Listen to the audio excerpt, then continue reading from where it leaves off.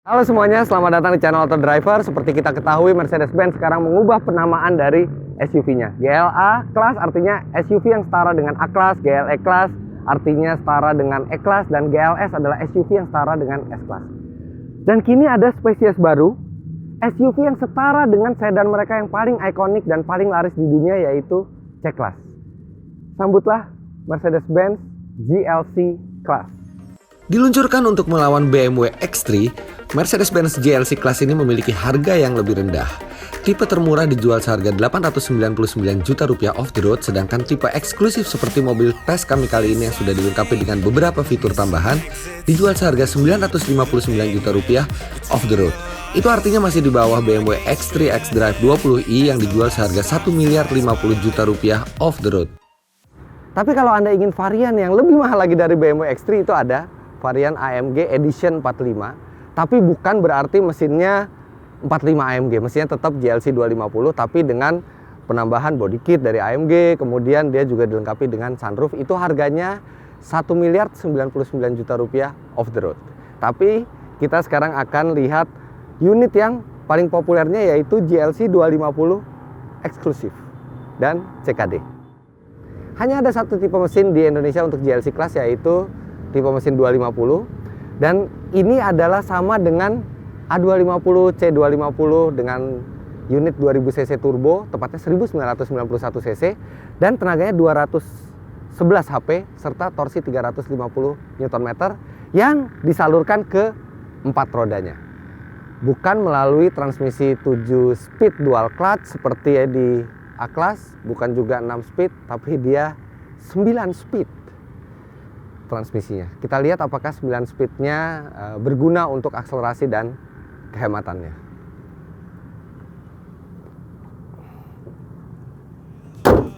Diluncurkan untuk melawan BMW X3 sekaligus menggantikan posisi GLK Class, GLC Class memiliki pendekatan desain yang berbeda. Ia lebih membulat dan senada dengan C-Class yang menjadi basisnya. Bentuknya tidak menarik perhatian, namun tetap terlihat rapi dan berkelas. Terutama bagian belakangnya, saya sangat menyukai bagian belakangnya dengan lampu yang cantik, kemudian knalpotnya juga membuat mobil ini tidak seperti SUV Mercedes-Benz lainnya. Dia punya ciri khas tersendiri. Kemudian di depan ada logo Mercedes-Benz yang bisa menyala karena ada LED-nya, sehingga Anda bisa bangga membawa mobil ini malam hari, ketahuan itu Mercedes-Benz. Serta ketika Anda membuka pintu di malam hari, akan ada sorot lampu ke bawah, dan di aspal itu akan ada logo Mercedes-Benz. Mirip seperti sinar yang menyinari jalan di London sebelum Mr. Bean jatuh ke sinar itu. Masuk ke dalam dan Anda akan disambut oleh desain interior serupa C-Class. Desain ini terasa modern dan dianut pula oleh E-Class dan S-Class. Bukan hanya kualitas, tapi desainnya juga dia mengikuti standar dari C-Class. Sangat solid, dan saya juga sangat suka dengan panel kayunya yang di pintu serta di konsol itu doff. Jadi dia berbeda dari yang mobil biasa premium lain yang mengkilap, dia doff dan bukan fingerprint magnet. Jadi walaupun Anda letakkan tangan di sini, dia tidak akan terlihat ada bercak-bercak lemak di sini, dia tetap bersih. Kemudian entertainment system juga dikendalikan dari tuas ini. Kalau di C-Class ada touchpad lagi di atasnya. Di sini tidak ada, dan kami menyukai hal itu karena touchpad itu juga tidak terlalu berguna karena fungsinya sama persis dengan yang di tombol putar-putar ini. Kemudian tuas transmisi tidak ada di konsol tengah, dan seperti khasnya Mercy sekarang itu diletakkan di kanan. Memang pada saat pertama kali Anda akan terasa kagok memindahkan transmisi seperti di tuas Sen di mobil Jepang. Tapi sekali Anda terbiasa, ini sangat mudah. Maju, mundur, digerakkan setengah itu netral, kemudian kalau mau parkir tinggal pencet P. Simple. Ini interior yang juga akan membuat Anda betah berada di dalamnya. Mau Anda sampai setinggi 180 cm pun tetap sangat lega di belakang, baik ruang kaki maupun ruang kepala. Kaki juga bisa Anda julurkan ke bawah kursi depan. Memang kalau di tengah dia kurang nyaman, tapi tetap kepalanya sangat besar walaupun di tengah. Sedangkan di sini ini sangat nyaman. Dia tidak bisa reclining bangkunya, tapi dia sudah di angle yang santai. Ada 2 buah juga cup holder di sandaran tangannya, dan Anda masih punya penyimpanan lagi di dalamnya. Ini sangat nyaman bahkan untuk perjalanan jauh. Belum lagi juga tuas-tuasnya ini sangat menarik dengan aksen aluminium. Satu lagi, kalau Anda mau melipat bangku dari dalam, tidak hanya tuas elektronik dari belakang, tapi juga ada tuas di depan. Takut kena. Tapi oke, praktis.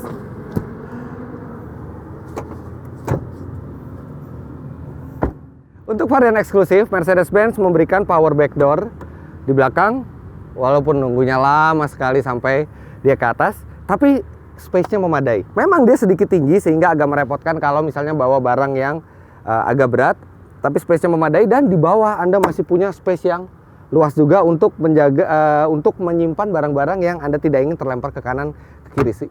Anda juga memiliki tirai ini untuk menjaga privasi barang-barang Anda di bagasi, serta dengan dua sentuhan mudah bangku tengah bisa melipat secara rata dan Anda mendapatkan space yang sangat besar. Kepraktisan mobil ini sangat baik.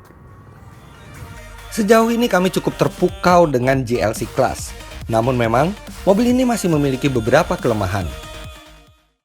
Kelemahan pertama yang terjadi hampir di seluruh Mercedes-Benz adalah setirnya itu tidak lurus persis di depan Anda. Kalau Anda tarik garis lurus, dia ada 2-3 cm bergeser ke kiri. Kami tidak mengerti kenapa Mercedes-Benz sebegitu susahnya kah membuat setir yang persis di tengah kursi. Kelemahan kedua adalah entertainment systemnya. Pertama, dia belum dilengkapi dengan navigasi, dan kedua, responsnya sangat lambat. Sejak Anda klik, 2 detik baru terjadi perubahan di layar. Dan untuk orang yang memiliki uang banyak, yang biasanya mereka bekerja di bisnis yang membutuhkan kecepatan, semua ini tidak sesuai dengan nature mereka. Anda memilih suatu menu, tunggu 2 detik baru dia bereaksi. Terlalu lambat entertainment sistemnya. Padahal sebenarnya banyak yang bisa diatur dari sistem multimedia ini. Lantas kekurangan berikutnya adalah ventilasi AC yang selalu mati. Baik itu setelah berapa lama kita berjalan, dia membuka sendiri ventilasi AC-nya, atau ketika kita sudah mematikan mesin, kita nyalakan lagi, dia juga ventilasi AC-nya membuka, kita harus selalu mengaktifkan secara manual. Mungkin cocok buat di Eropa, tapi di Indonesia yang udaranya kotor, banyak bau-bau dari luar, itu sebaiknya mobil itu tetap bisa ditutup terus, ventilasinya tidak membuka secara otomatis. Hal yang mengganggu berikutnya adalah footstep. Memang footstep ini akan secara estetika membuat mobil ini terlihat lebih gagah, tapi tidak ada gunanya. Pertama, mobil ini pendek, jadi kalau Anda naik, tidak ada gunanya untuk masuk ke dalam mobil, Anda terlalu tinggi juga. Kemudian kalau Anda sudah di dalam mobil, dan Anda mau turun, kalau footstep ini kotor, Anda akan susah untuk menghindarinya. Karena ini selalu terkena celana. Bayangkan Anda ke pesta, mobilnya penuh lumpur di luar, dan Anda harus ke pesta dengan tanda lumpur di celana Anda. Mengingat kembali bahwa basis mobil ini adalah C-Class, semestinya GLC Class ini asyik untuk dikendarai.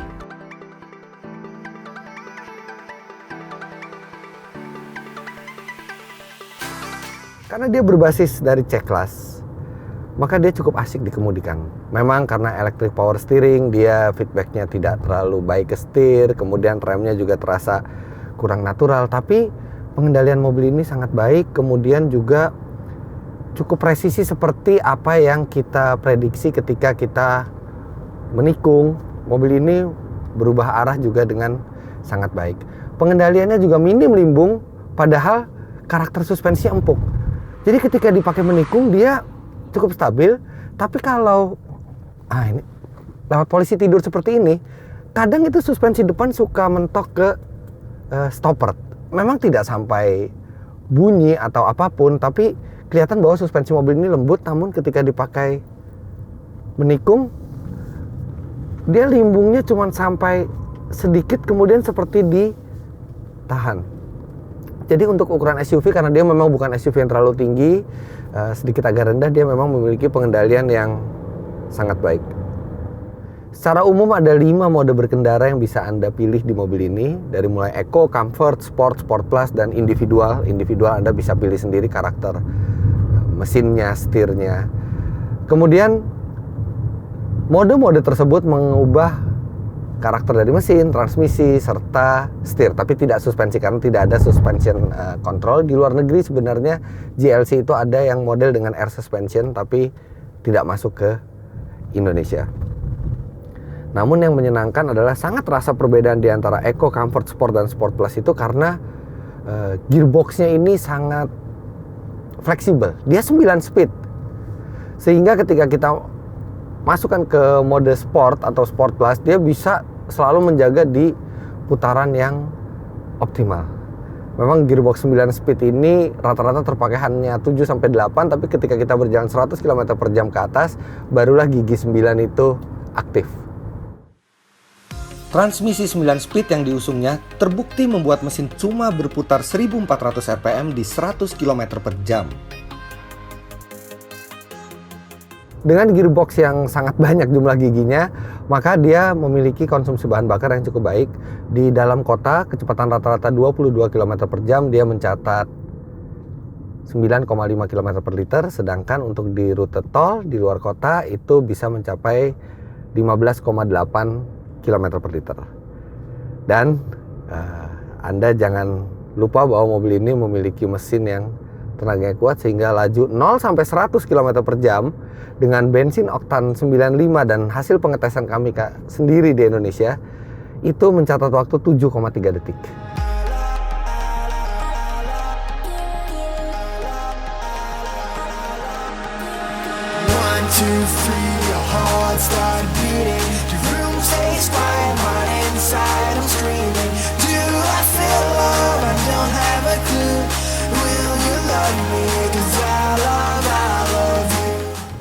Satu yang impresif dari mobil ini adalah keheningannya.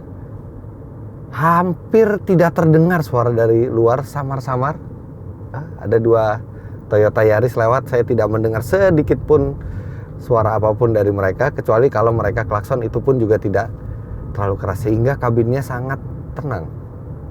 Dan jangan dilupakan juga, karena ini adalah sebuah Mercedes-Benz, ada satu fitur yang sebenarnya canggih tapi seakan sudah menjadi standar di seluruh line up Mercedes-Benz, yaitu self parking atau Mercedes menyebutnya sebagai parking assist. Anda tinggal lihat tanda di instrumen, begitu ada P, tanda panah artinya tersedia tempat parkir, tinggal masukkan mundur, pencet OK, dan semua setir itu diatur langsung oleh komputer. Anda bisa parkir yang cantik tanpa perlu maju mundur kerepotan. Begitu ditunjukkan ada tempat parkir yang tersedia, kita masukkan mundur, kemudian kita pencet OK, semua akan diatur oleh komputer. Anda tinggal mengatur kecepatan dari pedal rem.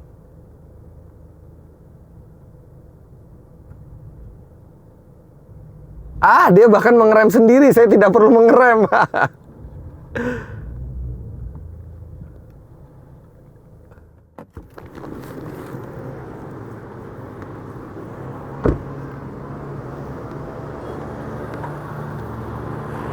Oke, good, perfect. Kemampuan parkir sendiri mobil ini untuk saya atau banyak pengemudi yang sudah mahir lainnya itu menyenangkan karena kita bisa sangat simpel untuk parkir. Tapi apakah sistem ini berguna juga untuk orang yang baru bisa mengemudi? Secara kebetulan pada saat kami syuting, saya ketemu sahabat saya. Halo Mas Ridwan dari Autonet Max. Ridwan lagi ngapain di sini? Lagi ngajarin dia nyetir. Lagi ngajarin istrinya nyetir, baru menikahnya baru berapa bulan. Saya nggak mungkin minta bantuan Ridwan karena dia juga udah mahir mengemudinya, jadi saya minta bantuan Eti yang baru belajar nyetir pakai Mitsubishi Mirage-nya Ridwan. Sekarang dia harus coba bisa nggak memarkirkan GLC 250 ini dengan sistem parking assist-nya. Let's see.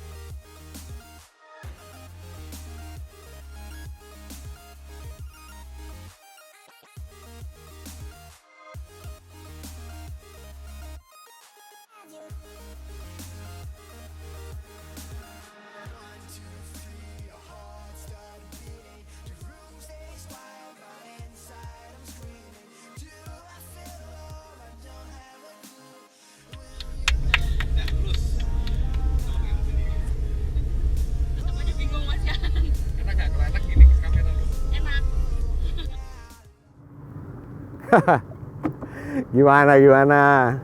Bagus mas, Gampang nggak parkirnya? gampang banget. Iya. Walaupun baru belajar nyetir tapi nggak kagok atau apa Enggak, baru hari ini juga belajar. gampang. Oh. Deg-degan nggak di belakang? Saya deg-degan banget. Mungkin kalau nabrak itu harganya berapa ya kan? Asuransi. Oke, Eti. Ya. Thank you, Ridwan. Ya sip, Thank you banget ya. sama-sama mas. Lanjut ya. Ya, oke. Thank you. Dah. Bagus ya mobilnya, beliin dong yang. Hebat Mercy. Fitur canggih seperti itu sudah jadi standar, sama seperti dulu ketika cruise control itu adalah barang mewah. Mercy sudah menempatkan cruise control di semua line up-nya. Sekarang parking assist. Itu yang saya sangat appreciate dari Mercedes-Benz. Mobil ini juga sudah dilengkapi dengan sistem all-wheel drive yang penamaannya memang agak aneh. Kalau di BMW, sistem all-wheel drive-nya dinamakan X-Drive. Keren. Kemudian Audi juga sangat melegenda nama all-wheel drive-nya dengan Quattro. Sedangkan Mercedes-Benz menamai sistem four-wheel drive-nya dengan 4MATIC. Yang kalau orang awam pertama kali melihat, dia akan berpikir bahwa mobil ini memiliki transmisi otomatis 4 speed. 4MATIC.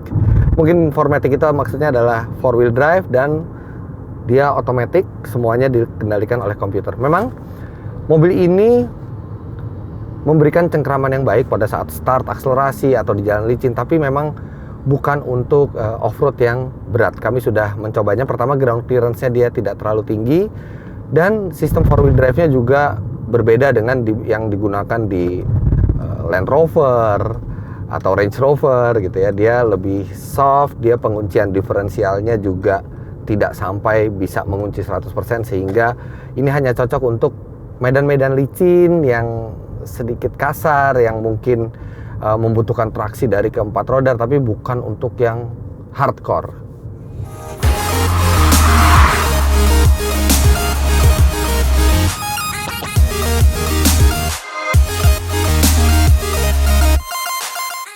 Lantas bagaimana kesimpulan kami mengenai Mercedes-Benz GLC Class ini? Harus diakui mobil ini sangat layak menyandang gelar sebagai C-Class-nya SUV Mercedes karena dia cukup asik untuk dikendarai, dia juga nyaman dan sangat rileks untuk mengendarai mobil ini. Memang dia tidak terlalu menggugah untuk dibawa bermanuver ekstrim seperti BMW X3 atau Audi Q5, tapi mobil ini akan memenuhi sebagian besar dari kebutuhan konsumen SUV di kelas premium. Belum lagi bentuknya juga khas.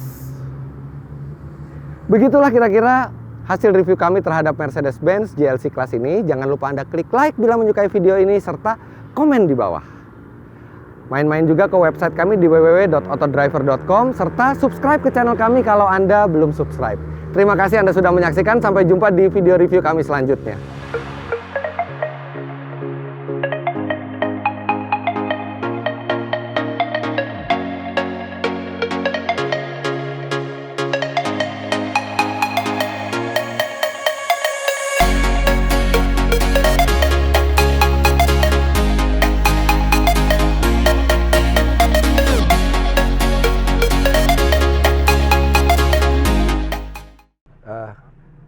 Oke udah. Walaupun ulang. Oke ulang.